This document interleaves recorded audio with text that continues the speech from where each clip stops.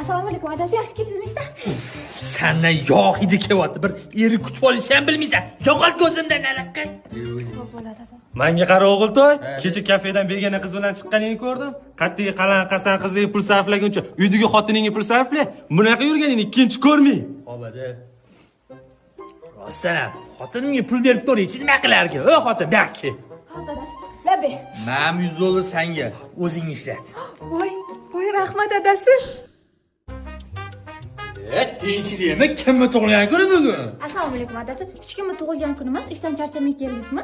Ayo, ochilib ketsanmi xotin? Sandan xushbo'y hidlar kelyapti. Siz yoqtirgan tort pishirib qo'ydim. Qatdan shuncha harakatga pul olding-a? Kecha o'zingiz pul berdingiz, adasi ishlatgan deb.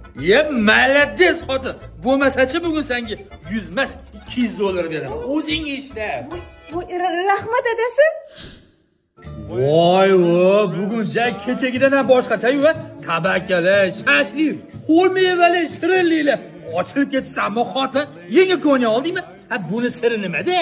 Adasi siz menga pul beryapsiz-ku, o'zing ishlat deb shunga ko'nyaklar oldim, atirlar oldim. Yoqdimi sizga dasturxon? Xotin senga umuman gap so'z bo'lishi mumkin emas. Mana pochkasi, o'zing ishlat malades. Adasi hammasi menga rahmat adasi. O'zi oldin yurgan ekanman-da, qalani qasangalarga pul sarflab, o'zi pulni xotinga sarflash kerak ekan.